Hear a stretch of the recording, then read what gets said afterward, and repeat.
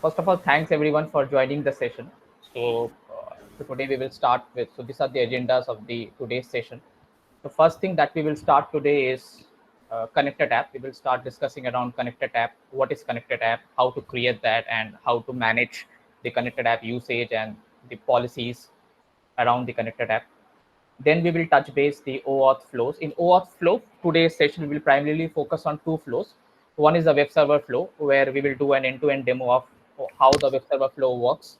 And we will use an HTTP client called Postman to test the entire web server flow. Then we will jump to the JWT bearer token flow. So where we will first understand what is JWT, how the structure looks like, and then slowly we will dig into a demo where similar like web server flow, we will use Postman to check the JWT bearer token flow. Then we will run an exercise in Apex where we will write an Apex code. So basically we have for this session perspective, we have considered two Salesforce org. So what we will do in this demo is like we will try to access one of the Salesforce org API from another Salesforce org via JWT. So or say so this basically this scenario can be extended to any other accessing any other REST services from one Salesforce org to another. So the entire thing we will do using the JWT bearer. And at last, we will share some resources which you can refer to at later point of time whenever you want to do a hands-on on all these flows. Right. So let's get started. So first we will discuss about connected app, right? So as you all know, right, if any one of you are from integration background or if you have done anything related to Salesforce integration, right, you might have heard this term a lot, connected app, right? So connected app is nothing but a framework that allows an external application to integrate with Salesforce. So what does it mean? It means like say you have an external system, say a third party system, and say that third party system wants to talk to Salesforce or wants to connect to Salesforce, right? Then connected app is a starting point. Connected app is a special kind of an app, or you can consider it's a framework which allows an external system or a third party system to integrate with Salesforce or talk to Salesforce, you can say. So if any third-party system wants to talk to Salesforce, connected app is the starting point. And connected app supports various standard protocols such as SAML. Like if anyone have worked on single sign-on, so SAML is that protocol which connected app supports. Along with that, it supports OAuth and OpenID Connect. These are the various protocols that it supports. And as you all know, like whenever we want to access any system, it's not only about Salesforce. Whenever we want to access any Salesforce, the basic pillar is ANA, which is authentication and authorization. First, we need to do authentication. That is, we need to first authorize the user, whether that user is giving legitimate credentials. And once that user has given legitimate credential, then we check whether that user is authorized to access the resources or not. So that entire thing is been taken care. This entire process of authentication and authorization is been taken care by connected app. So connected app is basically the starting point of connecting to Salesforce. Okay, so let's start with a demo of creating a connected app. Let me log into my Salesforce org.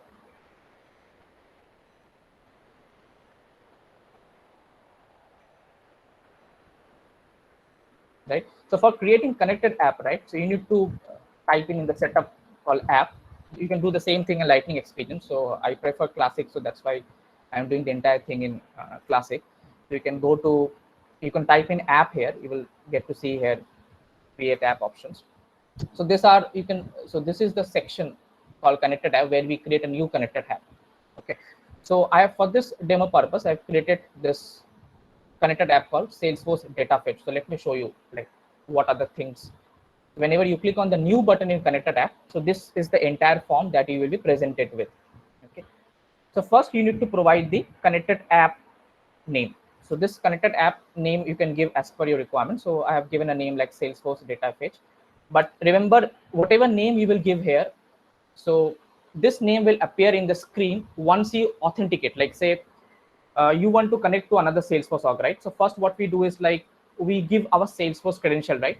So or say general say from your Twitter account or say LinkedIn account, you want to connect to Salesforce. If you have noticed, whenever you give your LinkedIn account credentials or Twitter account credentials, a screen gets presented like like which ask you to give the consent, like I am trying to access the API on behalf of this user.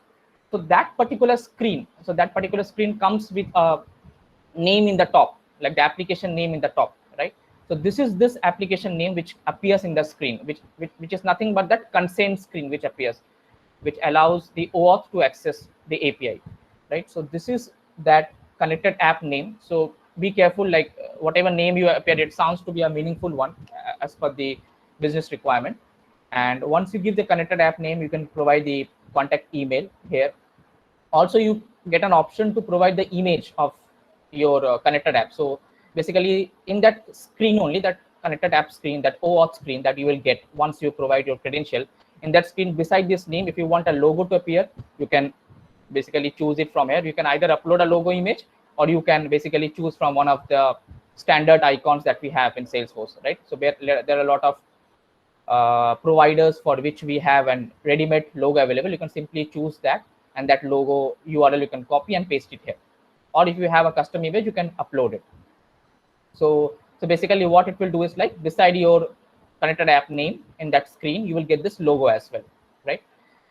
Now after this, so this is the basic information screen. Then we come to a section here called enable OAuth settings, right? So this checkbox needs to be checked. Why? Because since we are discussing with the OAuth flow, right?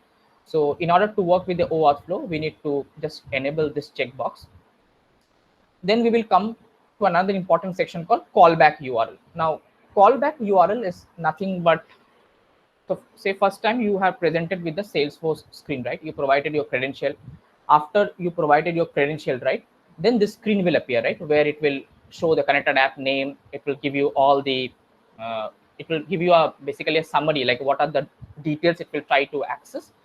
So once you click on, so there will be two options in that screen: accept and deny. Either you want to approve that one, or you want to deny that one. So say if you approve that particular screen, that is, you give your consent to that API to access you basically give your consent to that app to access your API. Then after successful authentication, like what I mean by successful authentication is, like, after your credentials have been validated, it will redirect to a URL. So that is this URL. This callback URL is the URL where Salesforce or the third-party system redirects to after successful authentication. So this is nothing but the redirect URI which we need to give. Now for an application, there can be multiple redirect URIs. So if you have multiple redirect URIs, you can just give in as a new entry in a new line. So it will be a new entry in each of the new lines. Okay, so for the time being, for this application, since I'm using a one Salesforce org to another Salesforce org, and since it's my developer org, so I'm using the login.salesforce.com OAuth callback URL. So this is the URL where after successful authentication, we will be navigated to, right? Now this section you ignore for the time being. This section I will again touch base when I will cover JWT, digital signature one. So this will be by default disabled. So we need to enable it later on. But for the current flow, that is a web server flow that we are discussing, we will not consider this section. Let's ignore this section for the timing. Use digital signature. For web server flow, we don't need anything on this. Okay. So for web server flow, we only need to focus on enable OAuth settings. We need to give the callback URL. And then we will just jump to this section. Just for the typing, ignore this. Use digital signature. Now selected OAuth scope, right?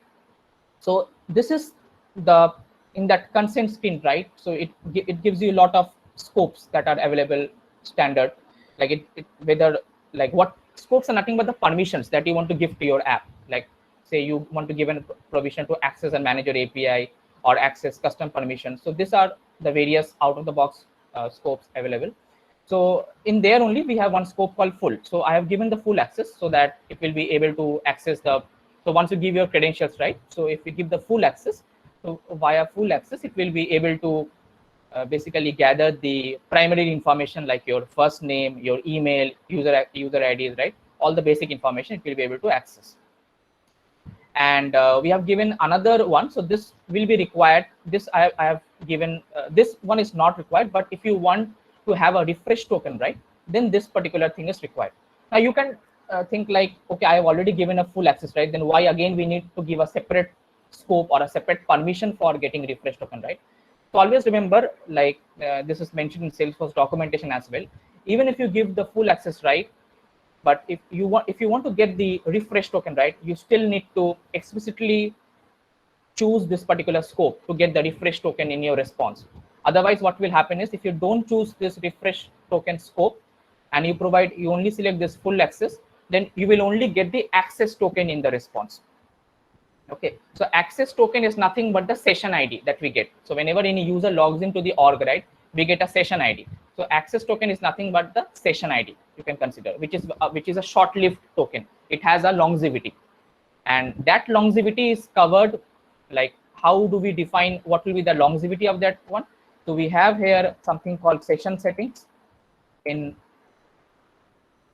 Salesforce, where we specify the timeout value. Like in our org, that access token or the session token will be valid for this many amount of time. Like we can specify in from 15 minutes to 24 hours.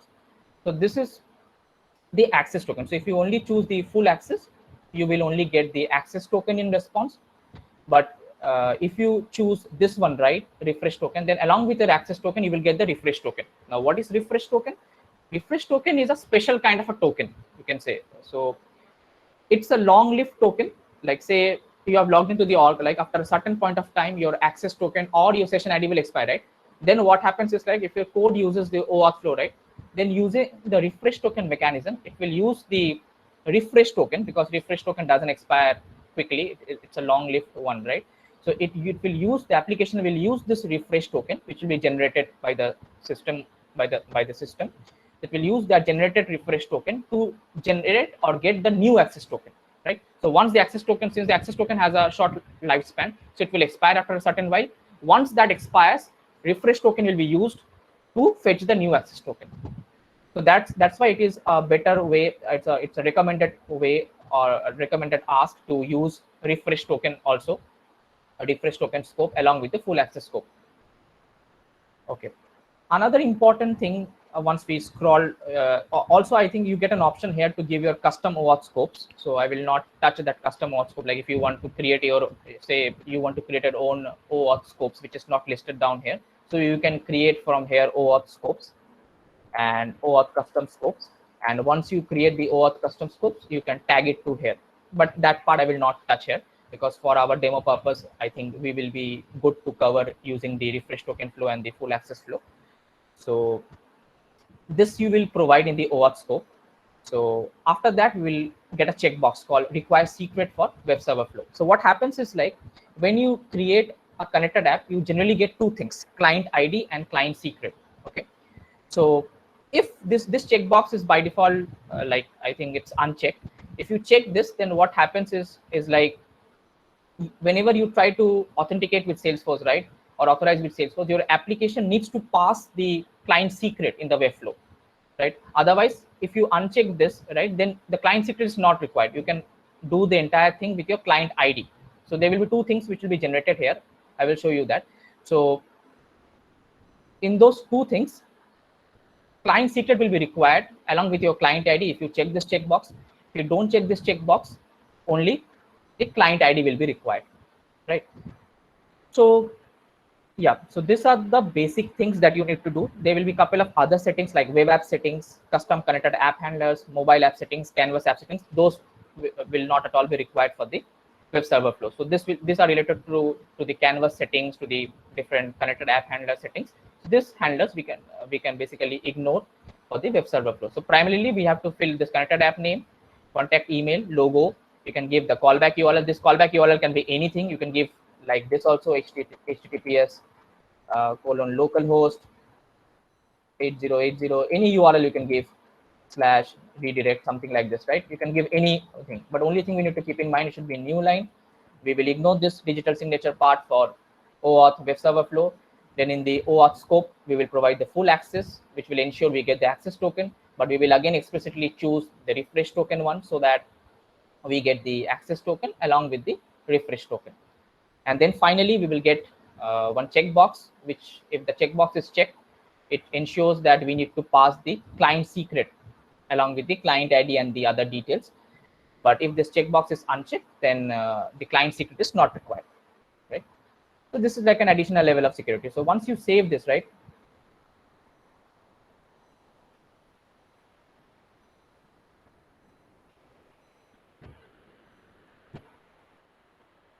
So once you save this, right, you will see a message that will show you allow 2 to 10 minutes for the app to set up. For the sake of time, like I have already created this app. So once the app is being created, right, you will see all this information. And these are the two important things that you will get. This is the consumer key, or known as the client ID, and this is the consumer secret, which is known as the client secret, right? So these are the two things that you will see here once the app gets created. And so we will basically work around this 4 areas right now for doing the demo. But primarily, these are the things that will be created: client ID, client secret. Then we will have the callback URL and the OAuth scope. Now, you will find a couple of buttons in the screen, like edit. Edit is obviously for editing. Then we will have an important button called manage, right? This is one of the important button. So in this manage button, right, we can set the policies for the app. Like, what do we mean by policies, right? So let's discuss here. So once you set up the app, right, so we get an options here called OAuth policies, right? Here we see two options. Out of the box, Salesforce provide two options. One option is all users may self-authorize. What it means is like the individual users needs to provide the credential and authorize themselves. They need to do the self-authorization on their own.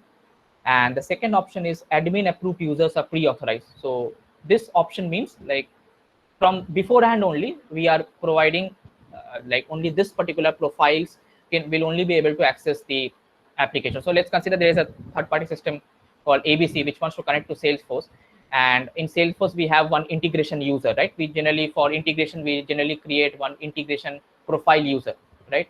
An API enabled user, right? We create, and we want only the user of that profile needs to access this connected app, right? So in that time we can choose this option called admin approved users are pre-authorized, and we can specify the profile, like which particular profile will be able to. So when we choose this particular option, right, admin approved users are authorized, we will get an option which I will show you right now, where we have to specify that what profiles we can give access to access this application, right?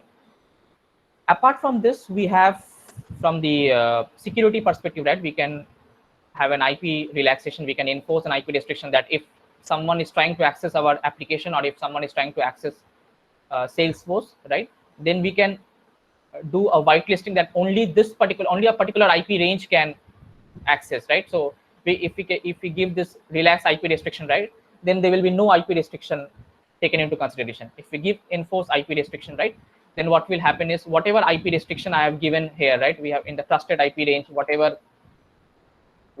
the trusted IP range, whatever IP restrictions that we have given, right, so that will be taken into consideration. Those IP will be taken into considerations, or whatever IP range we have given in the profile, right, so that IP will be taken into consideration. So this kind of flexibility we get. We can either enforce a restriction along with profile that only admins can log in, and if someone is trying to log in, they should fall within this IP restriction. So this kind of extra level of security we can give. And also we get an option like refresh token. If the refresh token is valid, right, if the refresh token is been issued, then how much time it will take to expire and all, right? So we can specify the timing here, and we can basically choose the hours in days and months, and the app will be set up in that manner. So this is where the policies revolve around the connected app. So this is the things that you can do. You can set up the OAuth policies, like all users may self-authorize, or admin users will only be pre-authorized to do the things, right? So all this can be connected here. Even you can specify the timeout value for your connected app from here. So yeah, so these are the things that we can do around the connected app. So once the connected app is created, you have set up the policies, right? You have set up the right level of security that you want to do. Then what happens is we have a section called connected app usage.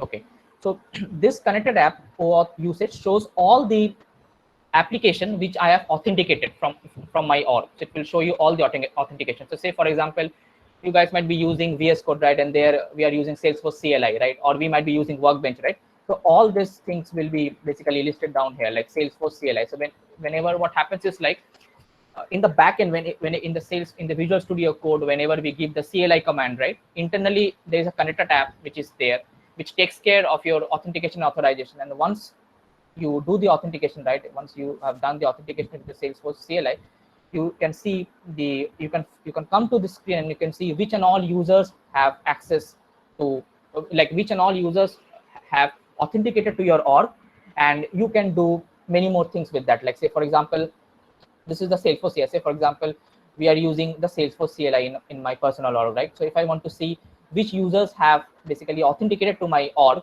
so I can just click on that count. That count shows this count.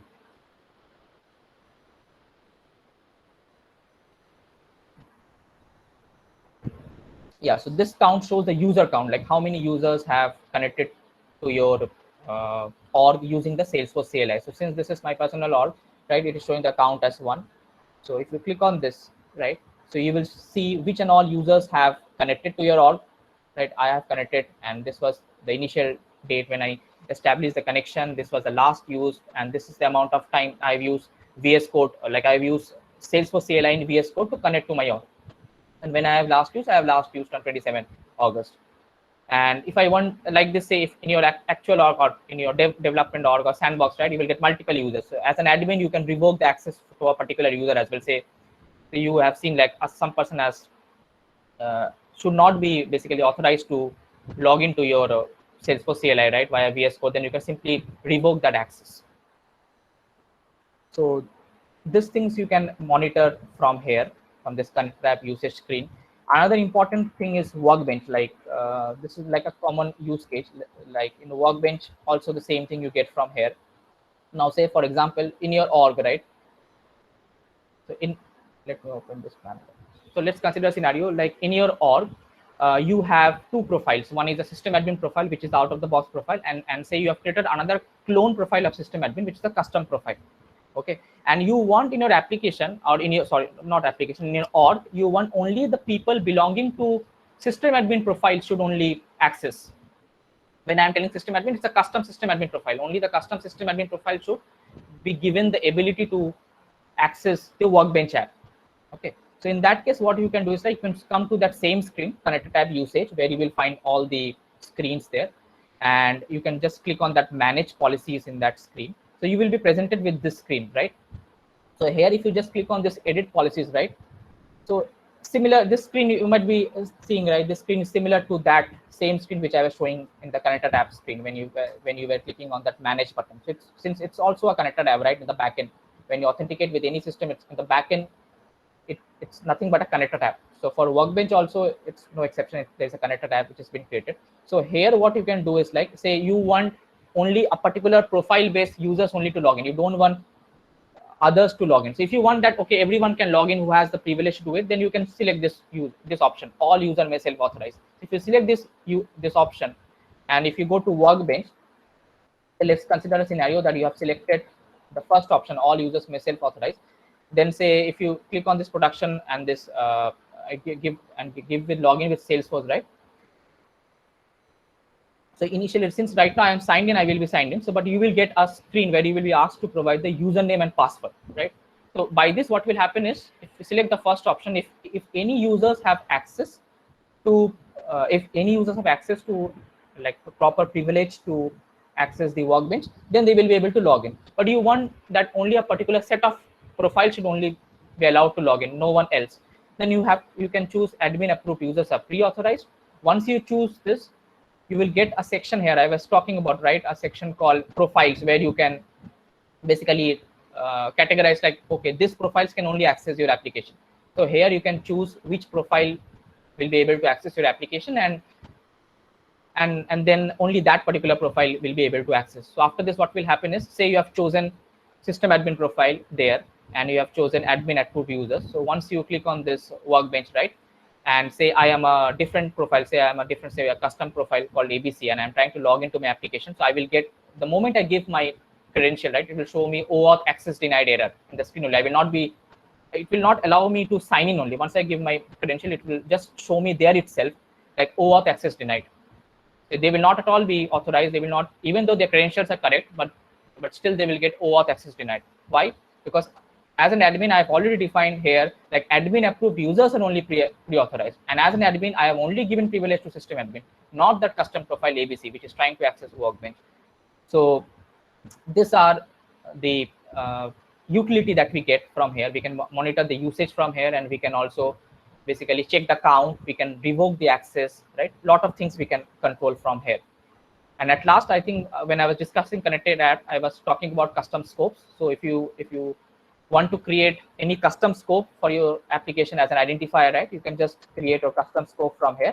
And once you have created, right, you can come here, not in this Workbench app. You have to go to your app which you have created, and there you will get this OAuth custom scope. So there you just need to click on this manage, and in that you will get the custom scope that you have created, and you can just choose that. So what will happen is once you choose that custom scope, along with whatever scopes you have chosen in the connected app, like full and those refresh token, right, along with those, this will also be used. This will also be basically present in the body along with those predefined custom scopes, along with the predefined standard scopes which you have chosen, right? So yeah, so this is pretty much about connected app. So this is the starting point. This is what we have to basically start whenever we do with any integration. And so for the demo purpose, we will use this particular app, okay, Salesforce Data Fetch app for the demo. Okay, let's see. Okay, so we have covered this. Now let's start with the web server flow. So right, so we discussed what connected app is. Now let's discuss a little bit in short, what do we mean by web server flow, what is web server flow, and then we will go with the demo. So in OAuth flow, right, we will have a lot of flows. Like you will have a username password flow, which is not the secure way of like talking between two parties.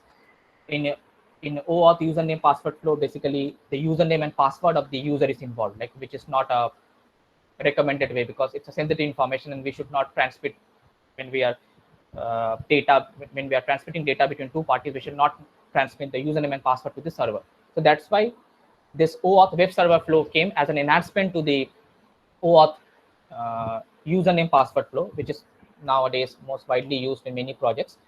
So what happens in OAuth web server flow? So the first thing that does is like the external web service via the connected app posts an authorization code request. So what it means is like, so first of all, in the web server flow, we have an authorization endpoint. Okay, so what we do is like initially when the application uses a web server flow, it calls the authorization endpoint of that application. Or say if the application is trying to connect to Salesforce, it will first call the authorization endpoint of Salesforce. So once it provides the authorization endpoint of Salesforce, I will show you in demo, like I will relate it all these points with the demo, but just giving a summary first. So what happens is like first it calls the authorization endpoint of your Salesforce, and once that authorization endpoint is called, you will be presented with a screen where you give your username and password. Now, what is that username and password? That username and password is generally of your integration user that you are using to access your Salesforce system. Okay, so that username and password you will give. So once you give the username and password, and once you click on submit, you get that screen, that consent screen where you get that app name and allow access and all, right? So once you click on that allow, right, Salesforce what does in the backend is like it authenticates your credential, whether your credentials are correct or not, and based on that it grants you an authorization code. So this is the most important thing. So the first step is it calls the authorization endpoint, you give your credential. After you give your credential, you get a screen, the consent screen. There you can do deny or approve. Once you do approve, right, you get an authorization code in return from the Salesforce as a token that okay user, you have basically successfully authenticated, right? So once we get this authorization code, right, we use this authorization code to hit the token endpoint to get the access token. So basically it's a two-step process. First it calls the authorization endpoint of Salesforce where we give our credentials and it gives me in return a code. And once we get this code in this step, we use this code to call the token endpoint of Salesforce to get the access token and the refresh token. Now the refresh token, whether we will get or not in the response, that totally depends on your scope, whether have you selected the refresh token in the scope or not. If you have not chosen the refresh token, it is fine, you will still get the access token in the response, right? So this things we will try to do in a working demo. So let's start. So this is the client ID and client secret. So let me explain you first.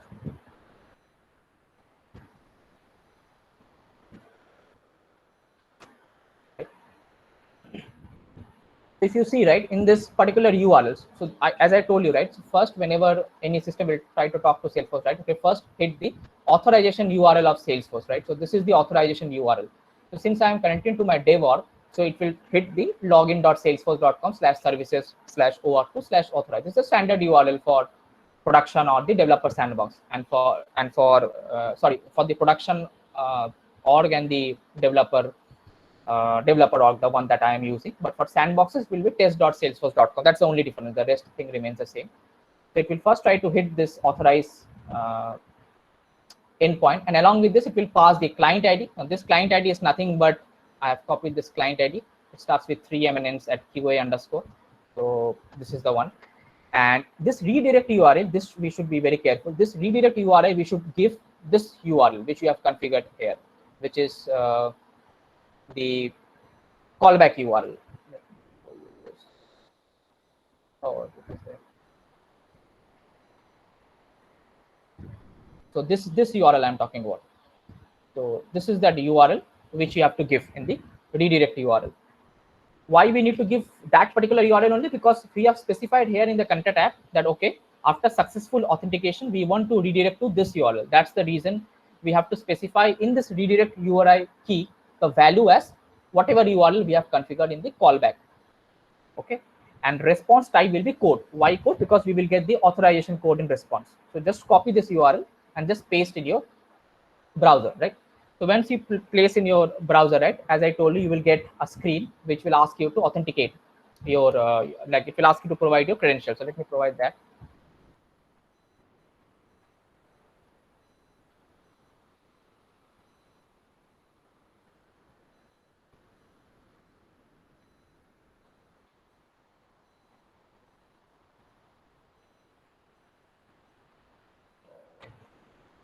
So I have configured this two-factor authentication, so I will get an email.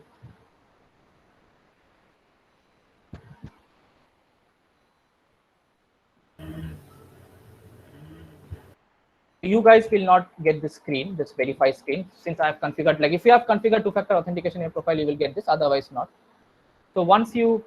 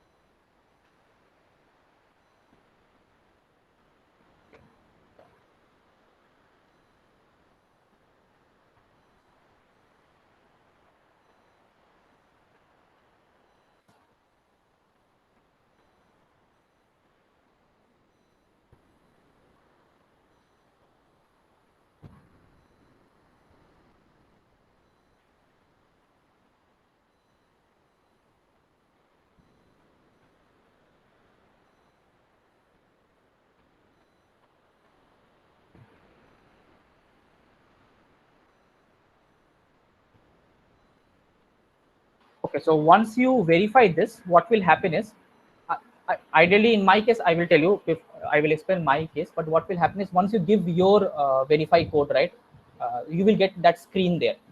Why I am not getting this? Because since I've already authenticated with my username before, right, I am not getting that consent screen because I've already given the consent to my user, right? That's why that consent screen is, it will not come in my case. But for your case, if you're doing it for the first time, you will definitely get that screen where you will get that app name, and it will show you allow all and all those OAuth related information that it will show you with approve and deny button. And that will come for the first time. Once you have authenticated, it will not come for the second time. Once you click on allow, right, then you will see that you are going to a particular page. This is showing as URL no longer exists. This is fine. I will tell you why. So once you are successfully authenticated, right, you see Salesforce automatically redirects you to this callback URL, right, which you have specified. OAuth2/callback, right? And along with this, it gives you a code. Now this code is, remember, this code is URL encoded. Okay, you can see this percentage and all, right? So this code is nothing but that authorization code which I was talking about, which you get as a first step. So this code is URL encoded. You get this particular code in return from Salesforce, and since this page doesn't exist, right, physically this page doesn't have any existence, right, but in your actual case, whenever you will you will develop an application, right, you will have one callback page, right, an HTML page created. So in that case, you will not get this error which you are getting right now. URL no longer exists, because this page, this OAuth2/callback, this page itself doesn't exist right now, right? I don't have any page in my OAuth2/callback, right? That's why this is coming, which is fine. We don't need to bother about whether this page exists or not right now. We only need to bother about whether we are getting a code or not. So if we are getting a proper code, it means that okay, we have successfully authenticated, right? So this is the first thing that we need to do, or this is the first thing that happens in the background when in the web server flow, when a system tries to connect to Salesforce, right? This is the first thing that happens. So we got the authorization code right now. Now we need to get the access token, right? So for that, what we need to do is we need to go to Postman, right? We'll use Postman for doing this. So this is the URL. Let me show you. So this is the URL that we will use. Since this is again a developer org, we will use login. For Sandbox, it will just change to test.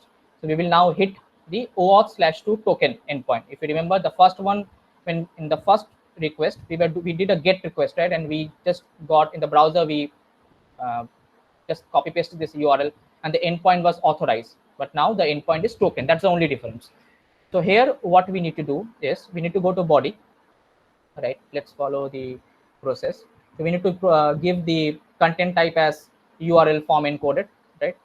So we have to choose URL form encoded as the first one. Then we need to give the grant type as authorization code, right?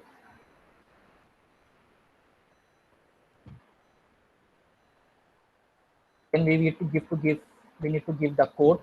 The code value I will come. We will come to it later. Then we need to give the client ID.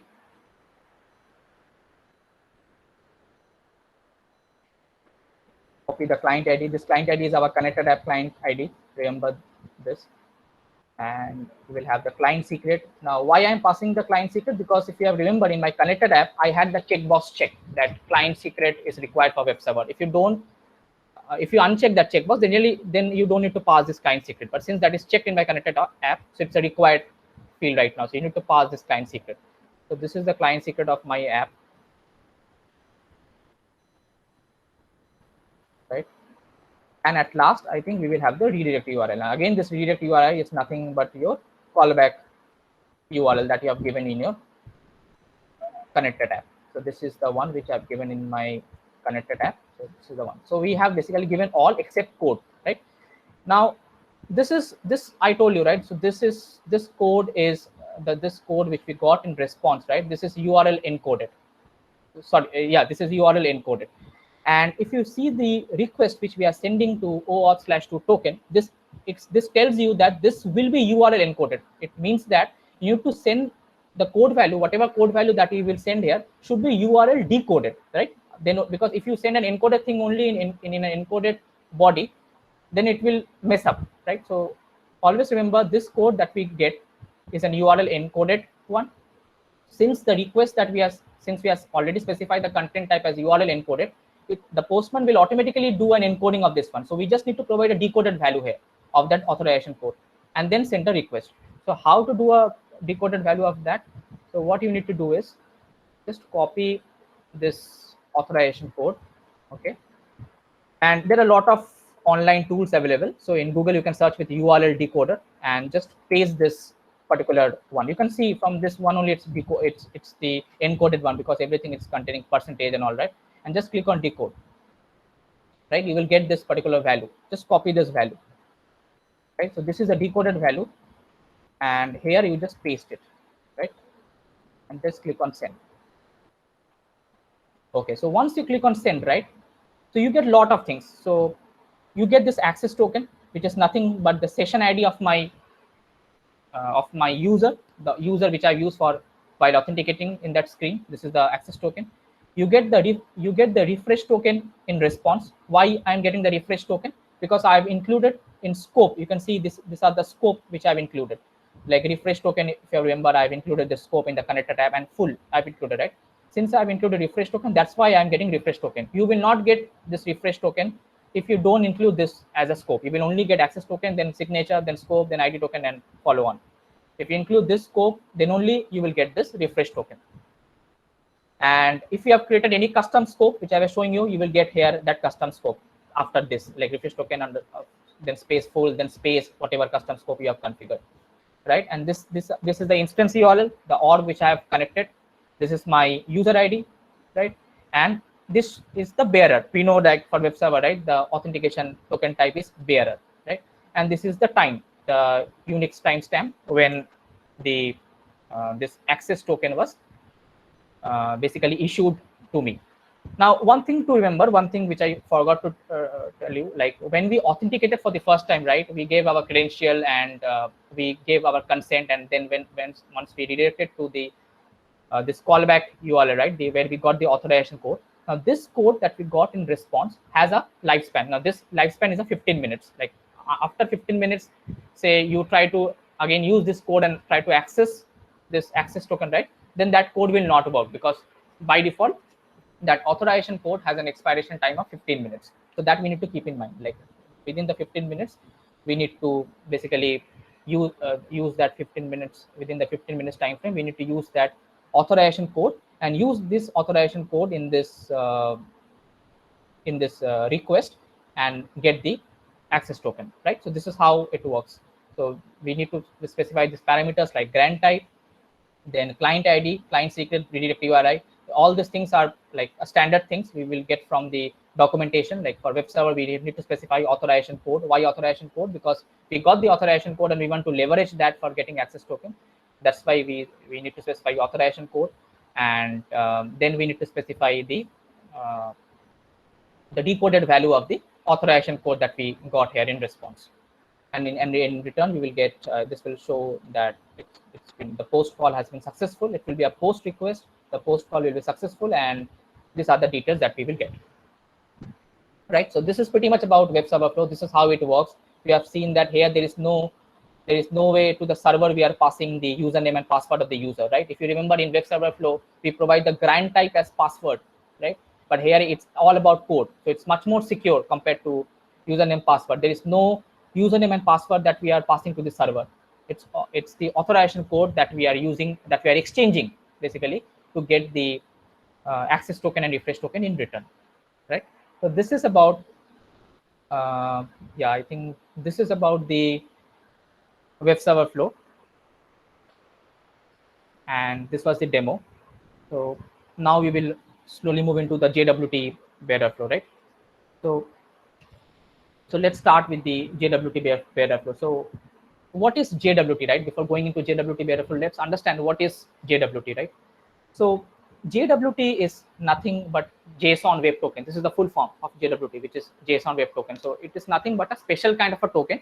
You can consider it similar to, like, not in terms of functionality, but it's just like another token, a special kind of a token which Salesforce have. That token is in the form of a JSON object, which contains 3 important parameters. Let me first explain you that first. So a JSON Web Token generally it's an object which basically comprises of 3 parts. The first part is header, the second part is payload, and the third part is signature. Okay, so always a web token, a JSON Web Token, comprises of this 3 parts. Okay, so the header part of the JSON Web Token contains the algorithm that we are using to sign the request that we are sending, right? So Salesforce recommend the algorithm in the documentation. Salesforce recommend the algorithm to be RS-256, right? So always for a JWT request or a JWT object, the header will always contain this object. Algorithm is the key and value is the RS-256. The middle part is the second part we can consider for JWT is the payload, right? So what is payload? As from the name suggests, right? Payload is nothing but the body, right? You can consider payload as a body. So payload contains the claims information. This is something, right, like what is claims, right? So that I will explain. But consider payload as a body. it contains some information. Now, what information? It contains informations about the users, right? It contains some additional information, some extra information. So what are those extra informations, or what are those claims that I am talking about? So those claims are nothing but these four things. It contains, so payload is nothing but an object which contains this four parameters. One is ISS, which is issuer. This issuer is nothing but the client ID of your connected app. Always remember. The second is auth, which is audience. Now this audience is nothing but, say, if you're wanting to connect to production org, it will be login.salesforce.com. If you want to connect to your community, it will be your community URL, right? And community, basically the my domain URL of your community. And if you want to connect to Sandbox, it will be test.salesforce.com. And this sub is nothing but the subject, which will contain your username, and exp is nothing but the expiration.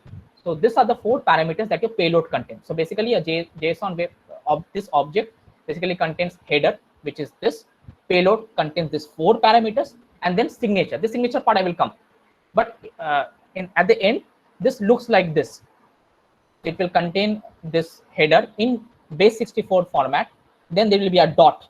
Always after this, you will basically, I will show you like how we will, this JSON web token will look like. But eventually, after you have followed all this header, payload, and signature, right? Eventually, the token will look like this. This header will be in base64. Then there will be a dot followed by this object, which will again be converted into base64. Then dot followed by a signature. Now, how the signature and all works and how the certificate things works, right? So that we will discuss. But before going into that, let's first understand the use case, like when we will use JSON JWT bearer token flow, right? Then we will basically come into a demo, like how to follow all this steps, because it's completely a step oriented way. There are around 5 or 6 steps that you need to follow, and then we will be ready with the JWT token, right? So the main use case, always remember, is like the JWT flow is used for server to server integration. So what do we mean by this server to server? Now, if you remember in the previous flow, right, the user agent flow, the web server flow, or the username password flow, which I have not discussed today, but generally in all those two flow, there was an user agent involved. So what do I mean by user agent? User agent means to say, let's suppose I am a user, I am trying to access the application from my browser, right, from my, or say from my tablet or from my mobile phone, right? So I have to physically type in my username and password somewhere, right? There's a user agent involvement there, right? So in those scenarios where there's a user agent involvement there, where you need to type in your username password, right, you have to basically use the previous flow, right, web server flow, or the username password flow. But in case, say, you have a scenario where you have a predefined integration user, right? You know that, okay, from my Salesforce org, I want to access another Salesforce org REST API, and I want to basically, I have an integration user created, and that is the user which I will use for accessing my org. So in those scenarios, right, you don't need to go. You can definitely do by web server, but that is not required, right? Because there is no need of creating an authorization screen where we need to ask the user to provide the username and password. It should be server to server, like your server should authenticate with the other server using a certificate, right? In those scenarios where user agent involvement is not required, we will go with the JWT flow. So JWT is mainly for server to server integration. Now what this flow uses is, this flow uses a certificate to sign the JWT request. So basically in JWT flow, the most critical thing is a certificate. So we need to create a X509 certificate for this, and that certificate will be exchanged. Basically that certificate will have this, I will show you when we will create the certificate, we will have one certificate file and we will have one private key, right? What is the use of those private key, and I will explain. But basically primarily you will get these two things, one certificate, one private key, and that certificate will be used basically to connect or authenticate from one Salesforce org to another. And always remember, like this flow there is no concept of refresh token in this flow. Like it's always an access token. So what happens is, like in JWT flow, we will form this request of header, payload, and signature. We will use this as a body and send it to a token endpoint URL of Salesforce, and in return we will get an access token. We will not get the refresh token, because there is no concept of refresh token, because we are using the JWT. Like if you remember in the previous flow, we were using the authorization code, right, as a as one of the parameter for getting the access token. Now in JWT, always remember we will use the JWT token that we will generate to get the this access token, but there will not be any refresh token that we will get in response. Always keep this in mind. There will never be a refresh token, even if you have selected refresh token as a scope, but you will not get refresh token in the response because there is no concept of refresh token in JWT, right? Okay, so let's start with the first thing, which is the certificate creation, right? So we need to basically create a certificate first, right? So we'll follow this documentation. So there is one documentation available for Salesforce to create the certificate. But remember, like for JWT, this is the primary thing. Certificate is the first thing that we need to create. And in order to create the certificate, you need to have OpenSSL installed. Okay. So we need to install OpenSSL in depending upon your operating system, whether it is Windows or Mac, right? You can install the OpenSSL. So you can go to this link and you can download this OpenSSL from there, because this OpenSSL is nothing but a client that has some predefined commands for generating the certificates.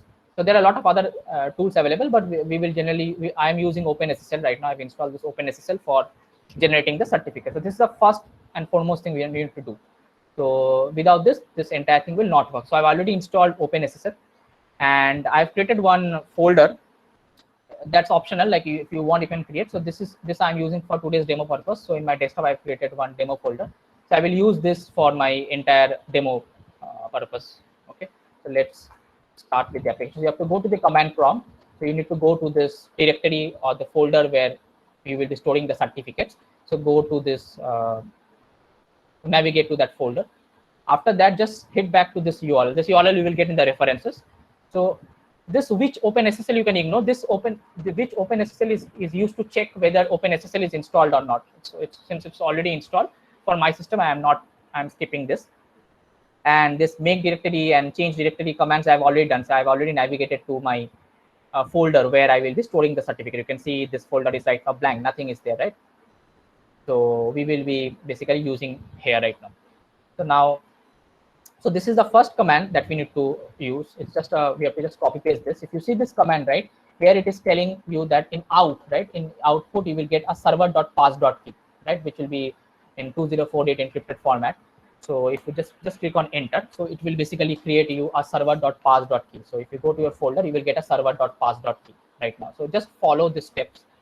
Don't need to do anything. So I will just frankly follow the steps. So now the second command that I copied was like, if you see here I am giving in as this server.pass.key. So this key which got generated, I am using this key right now to generate another file, which is server.key. This is the most crucial file. I will talk about this, but let me first generate this. So it created a server key. Okay, it created a server key. Now, if I open this, so this is the server key which is there. This is the private key, which is required. So what is the, so as I was telling you, right, whenever we will create a certificate, we will get basically two important files. One is the .crt file, which is the actual certificate, and this is the another file that we will get called the private key. Now, what is the significance of private key? That is where the JWT becomes more secure and more powerful, and that's why it is used today in today's world in most of the integration, because this private key, unless if someone has the private key, right, say you are sharing information from one org to another, and say if you have the private key, right, if since you have generated, right, you will only have the private key, and say I am a hacker, I'm trying to hack your application, right, if I don't have the private key, right, I will not be able to decrypt the information. So that's where the benefit comes. So the cryptography techniques comes into play here. So if you have the private key, if whoever has the private key, he only will be able to access the he only will be able to decrypt the information.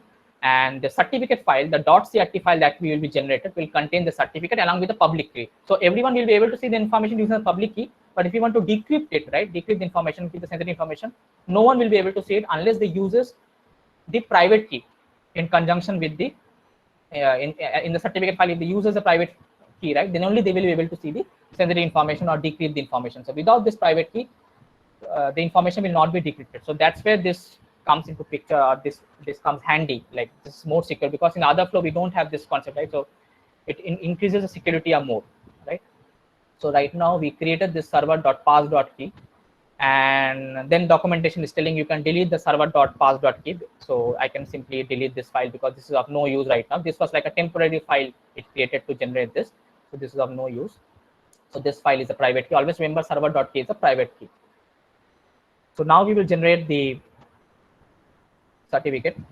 So just copy this command. So here also you can see I am inputting the server key and I am getting this server.csr file. This is the certificate file which will be generated. So it will ask you a few things here. So country you can give, right? If you want, you can provide, or you can skip. You can give all this one.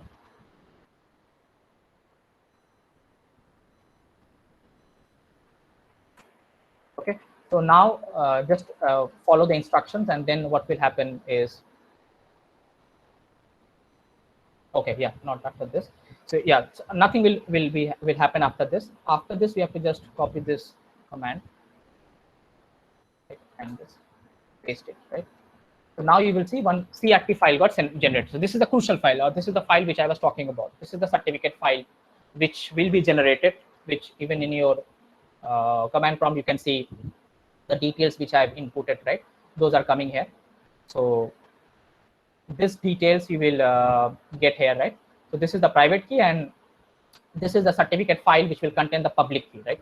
So what we will do is like, so after generating this certificate, we will go to our connected app. You will go to your connected app, right? And then you have to check this checkbox, use digital signature. Why? Because in the JWT, if you have seen the slide, right, JWT, the third part of the JWT was signature, right? So this signature is one of the one of the third pillar of JWT. You need to just check this checkbox, and from this choose file, you need to choose this certificate which you have generated, right? So you just need to upload the certificate, and you don't need to do anything. Just click on save. That's the only thing that you have to do here. So that will complete the steps from the connected app perspective. So from connected app perspective, at first thing you need to create the certificate using this documentation. And once you create this certificate, right, you have to go to your connected app. Just click on this use digital signature and just upload your certificate there. Okay. So once you have done that, so what are the next steps that we need to follow, right? Let's see that. Yeah, so the next step that we need to now form is the actual token, right? We need to form the JWT token. How to do that, right? First, I will show you the manual way of doing it. Then I will show you a tool which will easily create this token in a Go. So first, let me show you the manual way, right? So the manual way first is this algorithm, is this header, right? This entire thing. So, okay. So I have that here. So this one needs to be in, if you see it, right, the JSON web token, it was telling this JSON web token needs to be in, the header needs to be in base64 encoded format. So in Google, you will find a lot of like base64 encoded website. So just click on that one and just provide this header. This always remember, this will always be the header. This will not change. So just click on this and click on encode. So this is the encoded value that you will get. So your token, the final token will look like this. This then will be a dot. Okay, always remember there will be a dot, because if you see the PPT, right, there was a dot after this. Then we have a claims, right? This is the most important part, claims. First, let's understand what is claims, then we will encode it.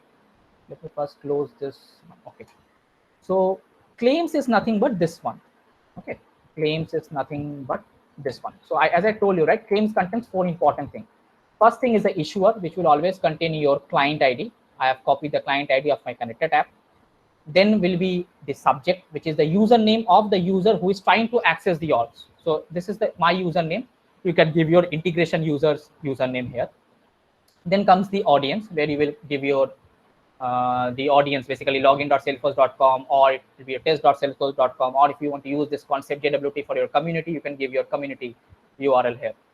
And this expiration will be the current timestamp. We need to give the current timestamp. So we have like a lot of website, like just on, always remember, like this one will be a Unix timestamp. Okay, so just search in Google like Unix timestamp. So I found this website, unixtimestamp.com. Just refresh this and you will find this timestamp. Okay, just copy this current timestamp and just go here and just paste this. Okay, there should not be any space, right? So this is one. This is how it should be. And again, this is the payload. These are the four thing it will contain. And this payload, again, as per the PPT, right? This payload needs to be base64 encoded again. So again, we need to base64 encode it. So what is the process for that? Just go to this any JSON formatter tool. I am using this JSON free formatter. I just pasted it here. Always remember, it's written in the documentation, when we are base64 encoding it, right? It should be compact. What I mean by compact is like the base64 encoded thing, the encoded result should be in one line. Okay, always remember that we need to do. So that's mentioned in the documentation. So we need to choose compact and just copy paste our this thing, right? And click on format JSON. So you see it's all in one line, right? So this is the basically the base64 result that you will get, right? So it basically then Salesforce internally copy paste that result here, right? This dot and all will not be there, and it internally does this. Now it's a tedious task, right? Then you need to go into the signature, right? They need to create the signature using this algorithm and all, right? So as a user, right, it is very difficult, or as a developer, to generate all this on our own, right? So to help this process, to ease this process, there's one tool available called jwt.io. Okay, so we need to just go to that jwt.io. So that tool we can use to generate this token. So since I was generating this token right now manually, I showed you the process how to generate this manually. But say I don't want to take this hassle, right? So how to do that then, right? So what you have to do is, like, in that case, just come to this particular URL jwt.io, and here you select that algorithm, right? So we need to select here the algorithm, I think was 256, right? So from here you choose the algorithm as RS256. That's the first thing that will be there. Then delete everything from here, okay? And from then go to your payload, right? So this tool will take care of forming that entire, like creating the JWT token for you, right?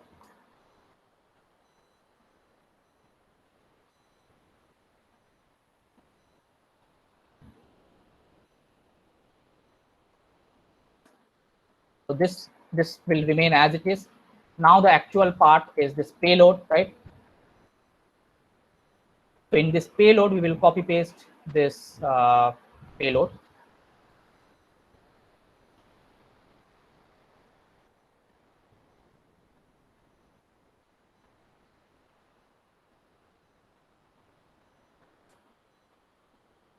Right? I've copy paste the payload, and then comes this one, right? This one was the third part, right? See, now you will see the advantage of this tool. It will generate in quite a minute. So here we have to give the, here you can see here it is quite clearly mentioned, begin with the public key. So question is where we will get the public key. The public key is nothing but this CRT file which you uploaded in your connected app. So this is your public key. Just copy paste this here. Just delete that, paste it here, certificate one. And this one is a private key. Now private key is nothing but server.key. Okay, so just copy paste, control C, delete, control V, right? And you can see here it generated me the token. This is the JWT token. See, on the fly it generated. Now let me copy this so that you will understand then. So see the advantage of this tool. So this generated me this. So let me delete this. So this is the generated JWT token. See, this is decrypted. This token is such an encrypted one, right? It's such an it is digitally signed, right? No one will be able to hack it. It is such secure. And if you see this, right, this one you will see will match it. Whenever, if you remember, when I was trying to manually do a base64, right, I first did the base64 of the header, right, and see when it got generated via that tool, this one and this one is matching. Why? Because the tool internally did all these things for me in the backend, right, and all this thing, this entire object, it parts and created this this token, right, and this token, this tool itself did in the background, did the heavy lifting of creating this JWT token for me. So once I got this JWT token for, right, so whenever you need to create a JWT token, you just need to create the certificate, upload that in the connected app, then come to this URL and just paste this relevant data here, your certificate and all, and it will take care of generating the token for you. So once this is done, right, now what we have to do is like we need to go to Postman, right, to see whether we are getting the access token or not using this JWT token. So for that, we have to do a post call again. So again, the same URL, the OAuth/token URL. For Sandbox, it will be test. And what else is required? We need to do form URL encoded. Again, come to body, it should be form URL encoded. Then we will come to grant type. Just copy paste this grant type. Always the grant type value will be this. Just copy paste this.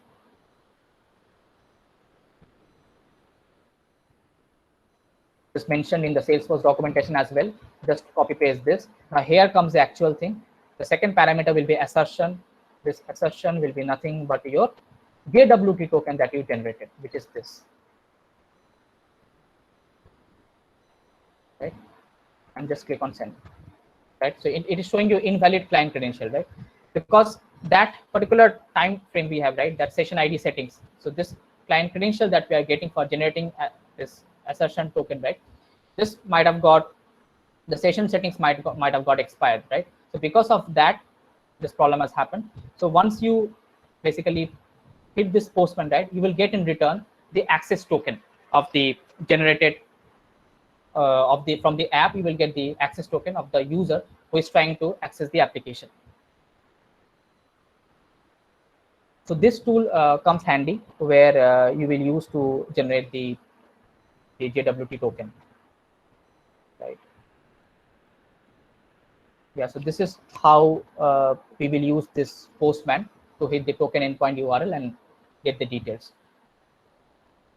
Now we will come to the Apex usage. Now let's suppose there is a scenario where via Apex you want to basically connect from one Salesforce org to another, right? So in that perspective also, let's create one small class to that. So this is the org where connected app is present. So let's consider like I have another org.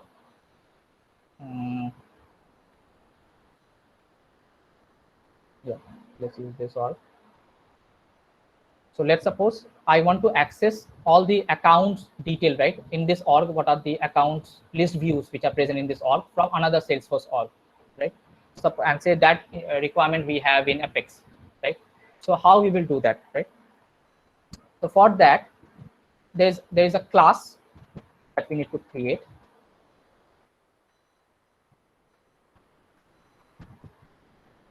Right?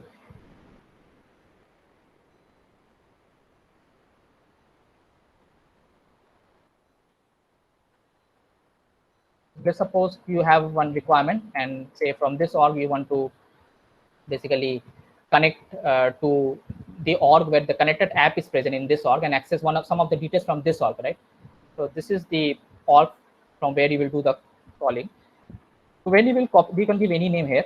So there's already a predefined class in auth namespace, right? Auth.jwt that the JWT is providing one class where you can just provide your this subject, right? And you can provide your credential, right? And you can give your audience. Audience is nothing but the same thing that we gave here. All this we have to manually provide it here, and you need to provide the client ID from here. So once you provide it from all these details from here, then you can again provide some additional claims like the expiration things. If you remember, like in issuer, right, we were providing these 4 details: issuer, subject, audience, and expiration, right? So all these 4 details we have to provide here in the class manually. So these things is not recommended to hard code here. So we can create a custom protected custom settings maybe to store all this. So one approach which I will show you right now is like, say you have a protected custom settings and you can store all these details there, and you can fetch it. You can just query that custom settings, right? Protected custom settings, and get the details here and populate it.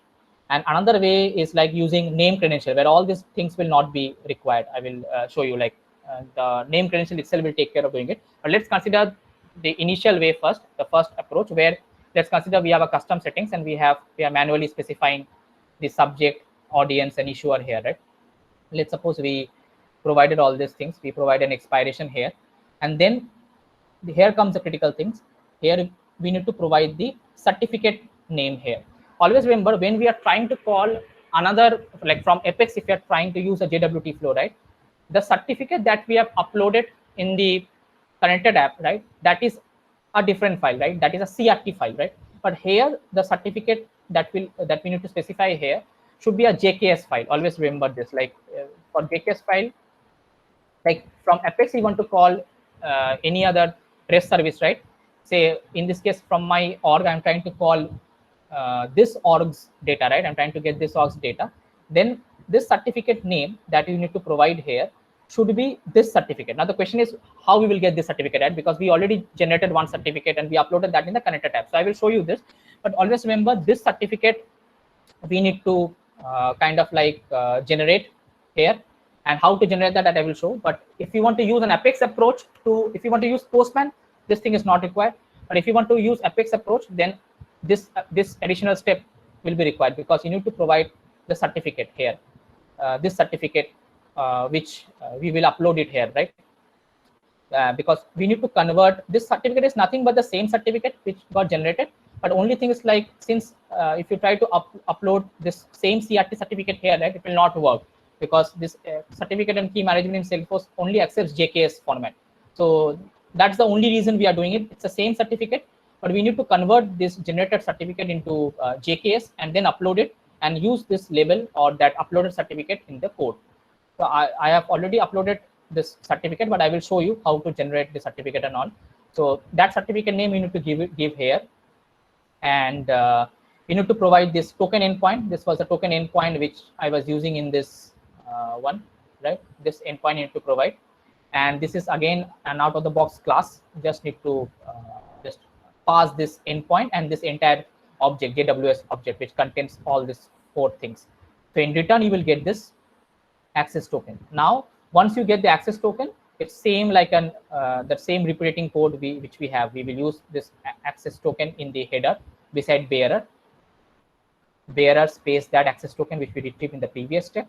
And let's suppose in my scenario I have a requirement to call I'm trying to access from this or another org's data, right? You can access any REST service also if you have created a custom REST service. So I want to access the list views from my org, right? So I just give the endpoint URL of my resource that I want to access, then get, and I pass the access token which I retrieved from this. That's the only thing we need to do, and just save this particular class, and in return we will get the body of this of the list views that we generated, that we got in response. This class we generated, right? And then here whatever list views are available, right, that list views we will get in this response.get body. But if you have noticed here, right, all these things, like this is the old way of doing it. Like so many classes, these are all out of the box classes. Only thing is like we need to just provide the relevant parameters here, and we need to create a protected custom settings to store all the sensitive information. And then and again another thing is like we need to create a remote site settings as well, right, to store this endpoint URL plus this endpoint URL, right? Otherwise we'll get a call out exception, right? So to prevent all these things, right, and say you don't want to take this pain point, you can do with this approach. You can definitely just call this class and you will get this, you will be able to get the list views. But say you want to do with a different approach. Say you don't want this entire code to be written, right? You want in a different approach Salesforce to do in the backend of creating this repetitive code of generating this this list views and whatever services you want to call, right? Suppose say we want this header generating, right, which the code for which we are writing this code of new HTTP request, set header and all. This should be happen automatically. Then we should use name credentials for that. But before going into name credential, let me first show you how to create this certificate, how to basically convert this certificate which we are uploading in the connected app into JKS, right? So for that we have basically 3 steps that we need to follow, right? So you need to go to the same directory where the certificate is there. First thing that you need to do is like this server.key you need to convert into basically you need to copy this and create a server. Basically you need to rename this to a server.pem file. Why? Because this is the input point, this should be the input file format for your the commands that you need to run, right? So what we need to do first is we just need to go to this, right, our command prompt, and here if you see, right, we are just giving the input as a server.certificate file which we got generated a few minutes back, right? This one we are giving input, and then in as a key we need a server.pem, right? Since server.pem was not there, I created a server.pem. Server.pem is nothing but a copy of server.key, but only the extension gets changed. Okay, so since it doesn't accept this dot key format, this command doesn't accept dot key format, that's why I have to change the extension, right? And if I click on enter, it will ask me for a password. This password is very important. Why? Because this password will be required when you will upload that in the certificate and key management section. Okay, so remember, whatever, try to give the same password here. In the you will find the password steps in the subsequent CLI commands also. I will show you. So try to give the same password so this confusion doesn't arise. So whatever password you are giving here, right? So this password is very important and it will be required during certificate upload. So I will show you that. So first step is this. So we took the PEM file and we got a key store .p12 file as an output. So this is the file which got generated, right? So this is a step that you need to follow to convert into JKS. Still, it is not JKS, right? So now we need to just use another command called this key tool command.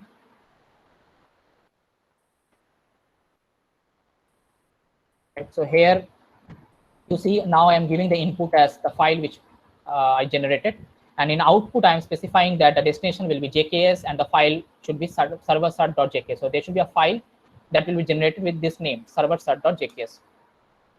Okay, it's asking for a destination password. Try to give the same password that you are using in the previous step, so it will avoid the confusion.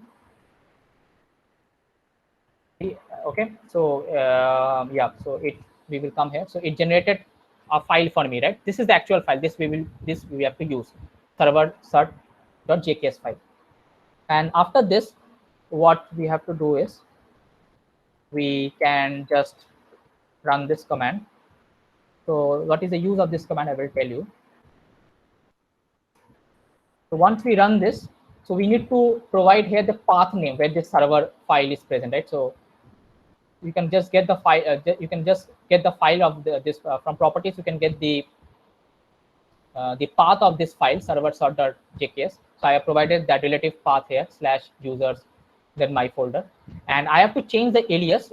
You can give this name as any name. Always remember this name will be nothing but whenever you will go to this particular screen, right, certificate and key management, you need to do import from key store, and when you will choose this JKS file which I'm generating right now, whatever name you give here, right, that name will appear here. So always remember this name should be a proper meaningful name.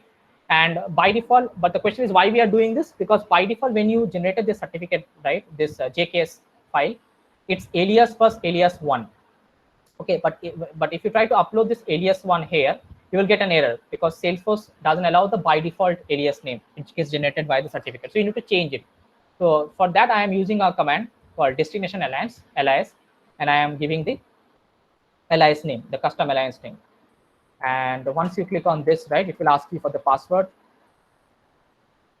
Yeah, so it will give you this warning. It means that this has automatically created this JKS file is ready right now. There will not be any new file created. This file only will be modified, and it will contain your this destination alias name. So once you have created this, you have to go to the certificate key management. This time, don't choose this file because this file, that was the problem. That's why we created all these things. We have to choose JKS file. Always remember in connected app, we need this, and in Apex calling, we need this. You need to choose this. You need to provide that password which you have given here, right? That export password. Give this, and it will be uploaded. So once it is uploaded, you will get like this. It will have an expiration time, everything. Now this name, or in other words, this name, you will have to use in your class. The class which I created, right here, that name will come here, right? So that is where the significance comes. So yeah, so this is the preliminary steps that you need to do. You need to create a certificate and then kind of like create this class and then use this class to get the details. Now let's suppose we don't want to do all these things, right? Then what we can do is like we can go with the name credential approach. Okay. For that, we need to go to name credential.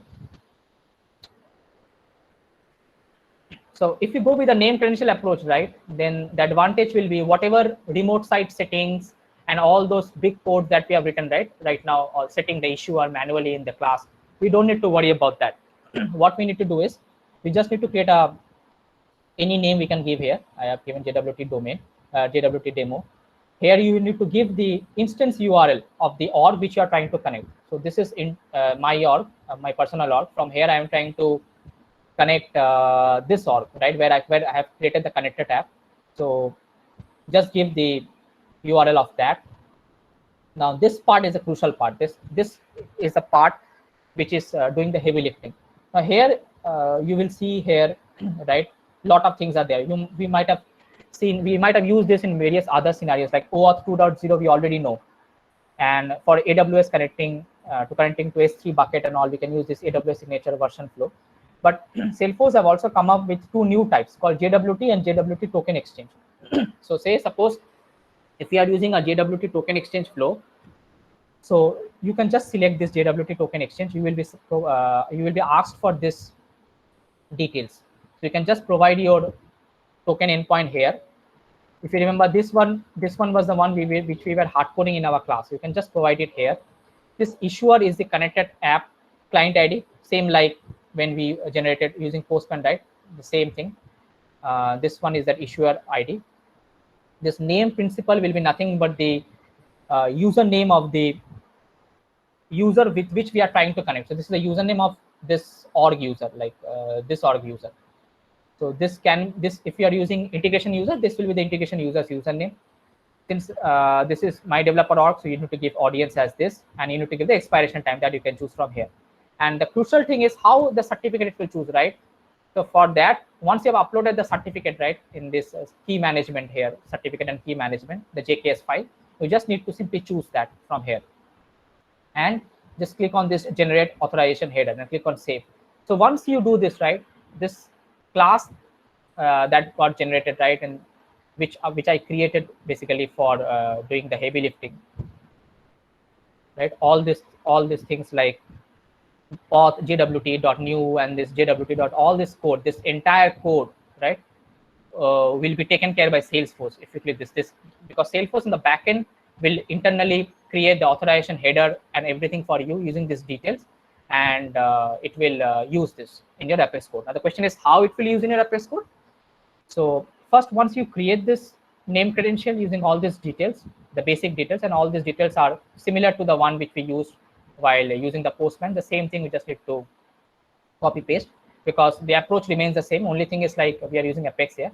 So once this one is created, you can just go to developer console from your org. This is the calling org, right? So from here, you have to just use that same boilerplate code for name credential. Just go here, and here you will have that code, right? Let me copy paste this.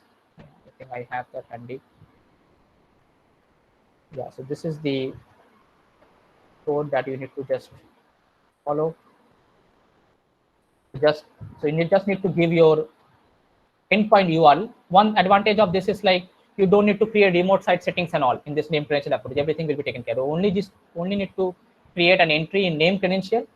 First you need to create a certificate using the connected app certificate, and then you need to use all these commands to convert it into JKS, upload it into Salesforce, then just come into your Apex class, then create a name credential entry, and then from your Apex class just provide your endpoint URL. So here I am providing my my orgs, like the org where the connected app is present, the list view of that.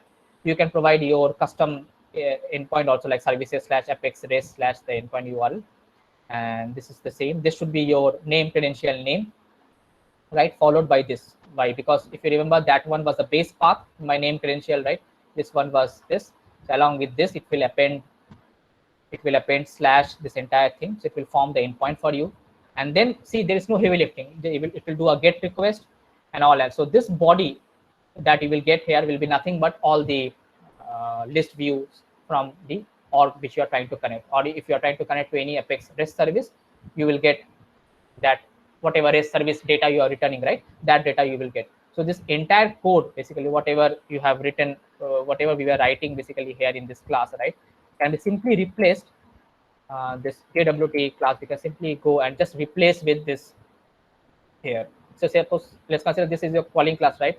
This entire thing we will not need all these things. You can just simply use this, and you can just comment all this thing, right? This entire thing you can comment, and you can just basically save this, and this will take care. Even you can run this code anonymously also if you don't have a class handy, and you can just run this. So you will get in response the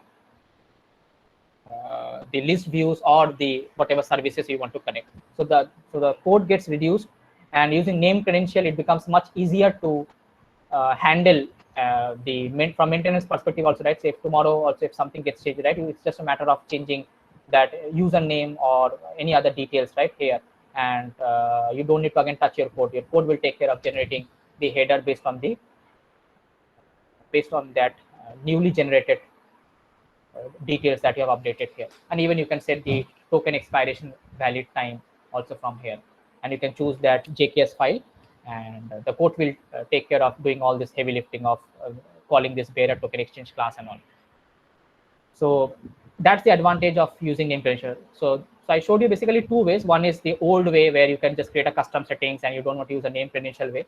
And another way is like using name credential, you can simply use a JWT flow and get the details of the org with which you are trying to connect.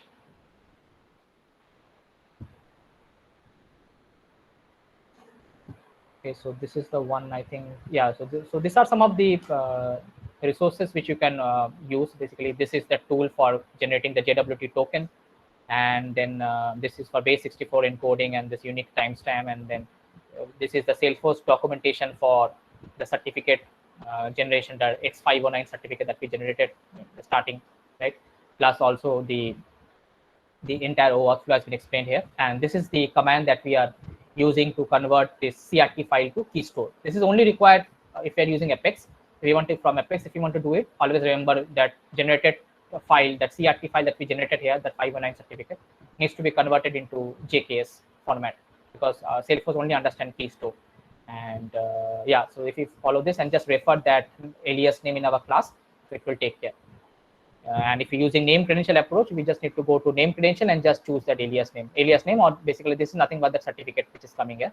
So that certificate name you can choose, and it will take care. Yeah, I think that's all. Great, Debaron. It was wonderful presentation. Okay. So guys, you guys have any question? Let me see in chat. Or Dave, you want to check the chat and then answer any of those? Because I see most of them answered by community people. Okay. That is great. And I see session recordings will be posted in next 2 days. So we will be giving with this recording, we will have the presentations as well, and on top of it the codes what you have shown, so we will just have that also in our slides. Yeah, so we will just add those. There is a couple of additions I want Dave to add there. So once okay. we do it, so we will just post it, and then it will be there in our YouTube channel, and then LinkedIn, and then Twitter, everywhere. So in 2 days you will get everything on this particular scenarios. Yeah, Kishore, can I ask you one question? Yeah, you can go ahead, Abhi. Yeah. So recently we are doing a data migration. Yeah, we are using the talent tool and data loader we are using, right? Right. So these tools also using internally the bulk API, which is completely built on the REST framework. But I'm not passing any client ID, client secret. That means that I'm not creating any connected app for these talent tool. But still, somehow this talent tool APIs are managed to get into integrate with the Salesforce. So I'm just wondering how these No, tools are able to integrate with Salesforce. Even you can consider the Tableau as well, right? If right, they use any connectors, simple username and password is enough. right. But So if I generally, want to integrate, yeah, go ahead, so, please. so yeah, in this scenario, right, you are using an external application, right? Generally, what happens is like, say, you want to use Google for Google credential for signing in, right? Or in this case, you're using a third-party one. In that third-party application or in the third-party dashboard, generally we get an option to create an application and a connected app in those system as well. So if you want to access like say a data from the third party, right? So in that third party application, the dashboard, the developer dashboard of that third party, you can create a connected app there as well. And not a connected app, we say that an OAuth app there. It will give you a client secret. And you can use that for basically connecting to that system. So that So means we don't need to have the connected app created in our org in order to in, connect an external application to talk to our org. I mean, for it, example, mhm. Workbench, we don't create any connected app, but still it can still access it. It still pops up a authorization approval page and all, Yeah, and because it's yeah, No. Sorry. Krishna Prasad, Workbench, if you see that Workbench, there will be a connector by default created in correct, Salesforce. correct. okay. So that we don't create it Workbench manually, and right? data. Yeah. So Yeah, Salesforce will take care automatically. But my question is, if you use that Talent is a Java-based application. I can still, without using any connected app, I'm still able to connect to Salesforce, just providing my username and password. Even same with the Tableau as well. So that you are telling you are able to connect using just simply providing username and password. Simply providing username and Yeah, password. There is also option that then OAuth it is option. yeah, then I think then it is basic authentication which you are using, right? You are just passing the username and password. You are not passing. You are not So using actually, there OAuth. was a discussion going on. Yeah, Devin, there was a discussion going on. The conclusion is when we use the SOAP APIs for the login, Mm-hmm. just for login, Mm. then SOAP API doesn't use the this connected app, right? Doesn't require the connected app, and we No, so can it get a doesn't. session ID. Right. But yeah, so once we get the session ID for the REST We, API, then we need this session ID. So no, even for can SOAP API then also we we can need that. read. No, even for SOAP Yeah, API SOAP also. API we don't need. But yeah. For SOAP API, we don't need any connected app. So that's why for only login purpose to get the session ID, shall we use the SOAP API? And after that, in order to use the REST APIs, can we use that session ID? No, It's no. like Why? hybrid behavior. Can No, we no, achieve with the hybrid? no. First of all, it is not required. Right? OAuth itself is giving you an ability to get you the session ID in one go, right?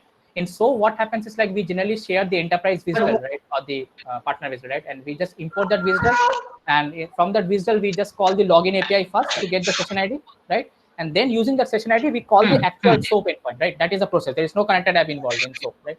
But in REST, right, the entire flow is different, right? We use the OAuth here.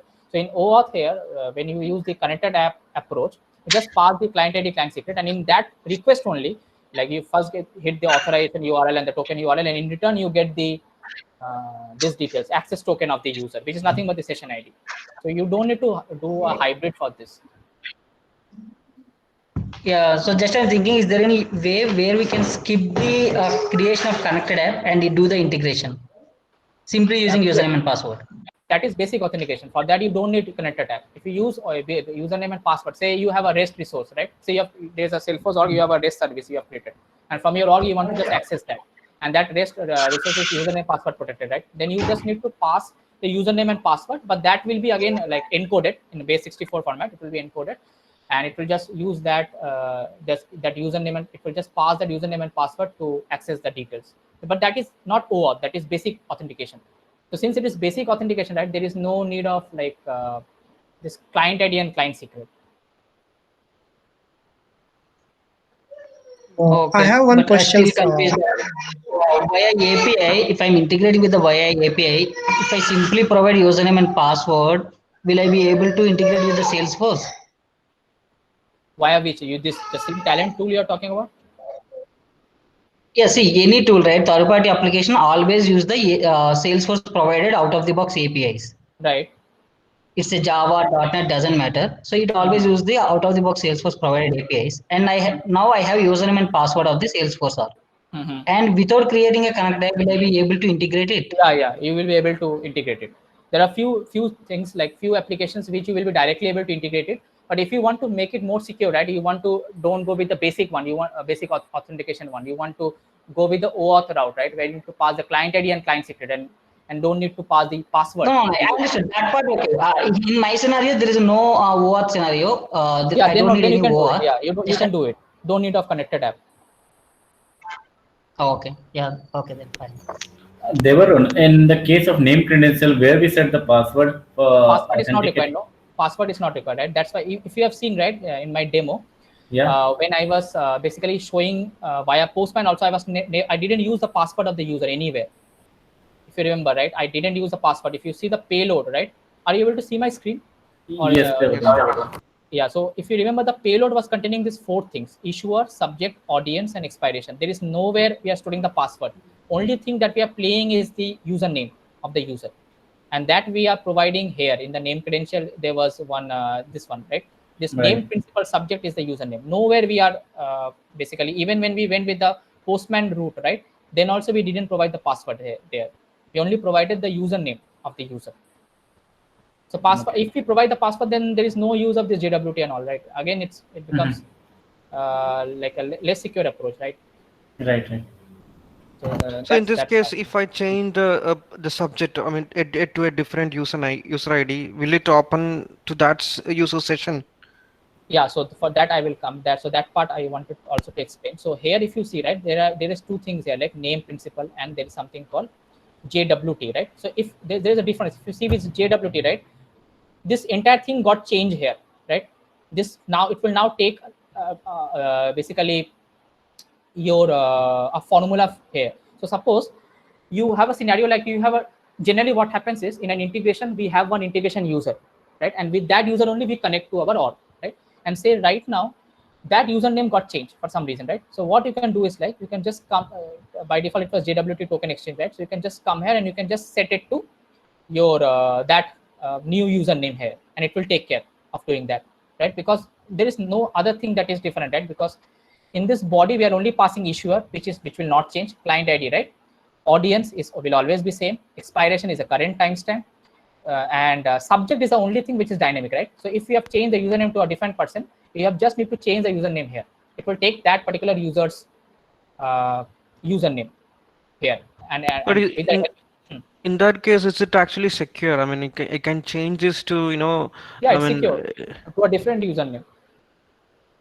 because there is no credential required, and I can set any user ID, means like I can create records on behalf of anyone, like from this integration. Once I get that certificate, like whatever the certificates which I have, when I can just change the username, it will create that user session on the destination, means. Yeah, but there is one thing here. So suppose you have used some different username here, abc@a.com, but in your connected app, in this in the connected app which you are using, in the policies you have already let me go to that policies.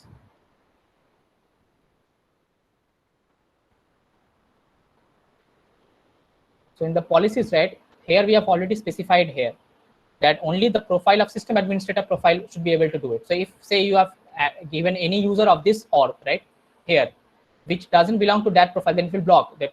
The content app itself will not allow you to do it. So it needs to be of it needs to match with that profiles which you have allowed in the connected app. So in the JWT token generation scenario, are we using this user ID at any point? No, correct? Username we are using, right? This subject is the username. Right. Okay. Other than that, not in the below. What was the third one? Is the certificate signature. Signature also doesn't carry any kind of user specific information, right? Okay. No. Signature is just like an admin. Whoever is admin of your org, it's a one-time setup. You will do this, create a signature. Signature means certificate. You will just upload it in the connected app, and there is no other else. Header will be same. Issuer is this. The subject. This subject is the only thing. Is the user that is trying to connect to your Salesforce org. So from my Salesforce org, say I was trying to connect the org where the connected app was present, right? So there, let's consider this is that integration user which we are using. Generally, that is in all the integration, we always have one user only which we are trying to connect. So what we generally do, we will give is like we'll only give the username of that user here in the subject and nothing else, no password, nothing. And in the connected app, we will ensure that we add the profile of that user, like in the manage section, the profile that we need to allow for the connected app. And this will take care of creating that entire code. That JWT code, we will generate everything for you. You will get the, in response, you will get the list views or whatever REST resources you are trying to call. And in the connected app, we have this full access scope, right? So does it mean all data and metadata and also tooling API, whichever API which we use, everything will be passing through if it is full access? Full access means like it will only give you the basic information, not the tooling API related details. But I think full tooling API, actually, I'm not sure. I need to check the OAuth scopes. But full is the maximum privilege you can give in the from the scope perspective. But yeah, definitely, majority of the things, majority of the access, right, you will get if you give full access. If you give full access privilege, right, majority of the access privileges you will get. So if I'm sysadmin, I'll be by default having a lot of permission, right? So all those things will be granted through this full access token. I mean, sorry, scope, right? Yes, full access token. So generally, what you can give in that case, there is something called access API on my behalf. You can give those access in that case. If you go to this particular edits, right? You for our case, like we don't need this full. You can only give access. There is something here, access API on my behalf. You can just give that access and manage your data. This you can give, or access your basic information. These things you can give. So this will just limit only to your API's access only. It will not expose the other full access related scopes. Like what extra things full access related scope offers, right? That you can find in the documentation, like from the tooling API perspective and all, whether that gets that also gets exposed via this or not. But this is the fullest or the maximum privilege that you can give. All right. Devarun, from the access and manage your data API, can we transfer the metadata as well with that? No, or just the data? Data, but because it's not the data, it will not have the full access. This is like a least access compared to full. Will not get. So that could be a big difference between the full access and that, right? Yeah. This, if you see all this, no, these are all subset. You can see access, chat and data, access like this first thing, your this one like basic information. This one is anyways present in full, but still it's like it's a higher subset. If you give full, it means everything majority of these things has been taken care. But if you want to do a subset of that, then you have to then cherry pick this and then remove this.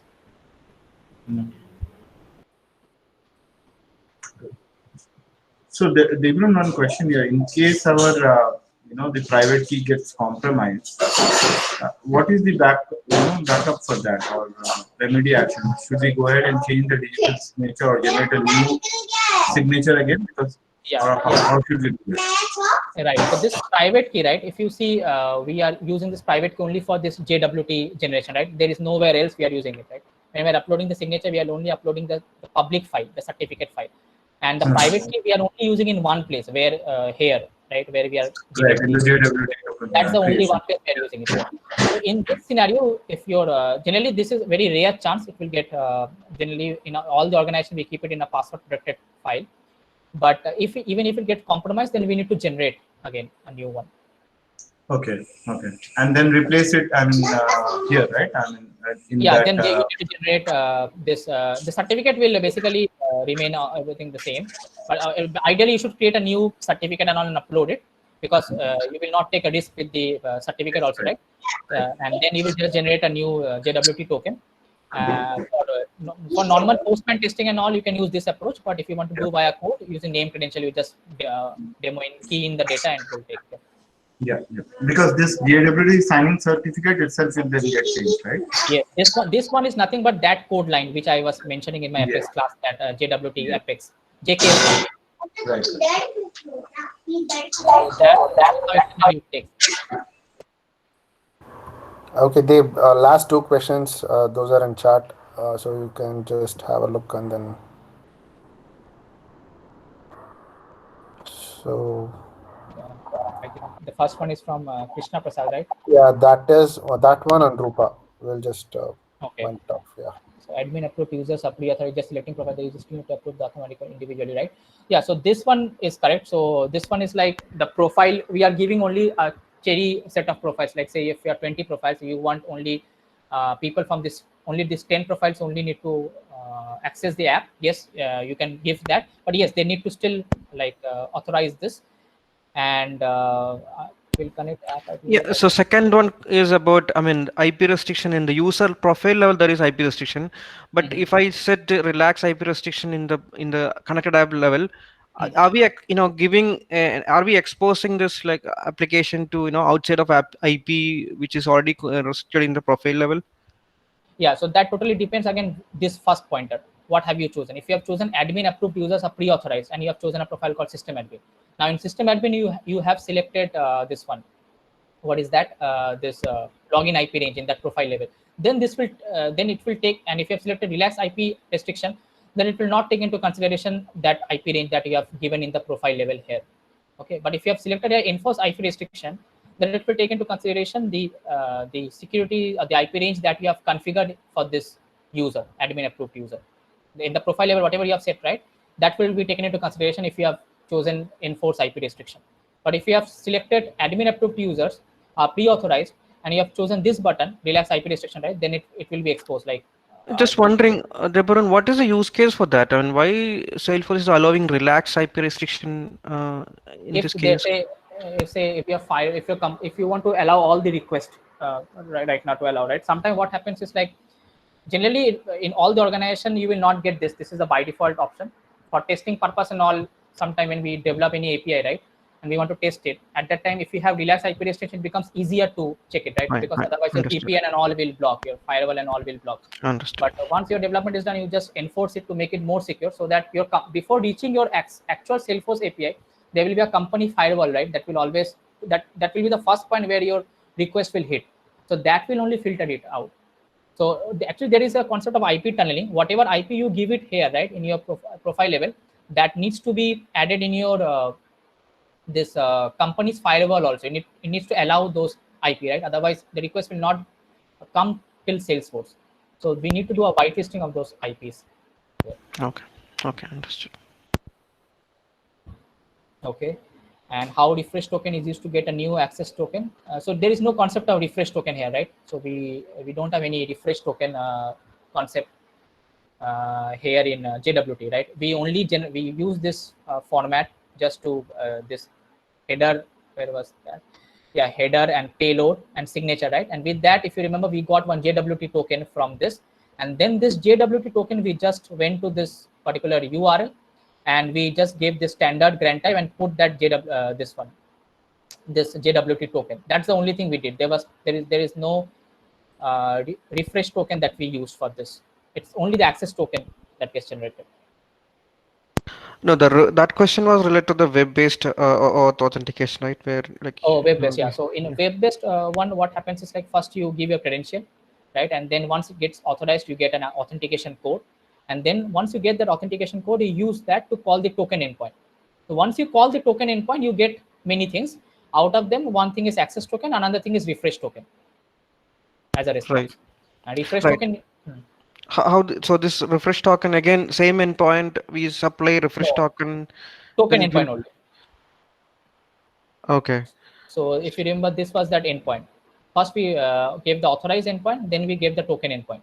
The only thing is here we are using this code which we got in response here after authentication here.